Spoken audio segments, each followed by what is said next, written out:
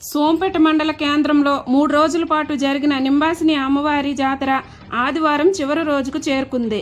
భక్తులు, పరిసర ప్రాంత ప్రజలు ఆలయానికి అధిక సంఖ్యలో చేరుకొని సందడి చేశారు. ఇందులో భాగంగా ప్రాతకాల పూజలు, సామూహిక కుంకుమార్చన, పూర్ణాహుతి కార్యక్రమాన్ని బంకుపల్లి సురేష్ శర్మ ఆధ్వర్యంలో ఘనంగా నిర్వహించారు.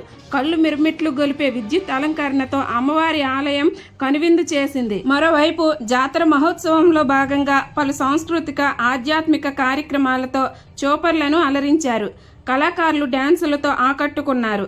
దీంతో భారీగా చేరుకున్న జనాలతో నింబాసిని ఆలయం ప్రాంగణం సందడిగా మారింది.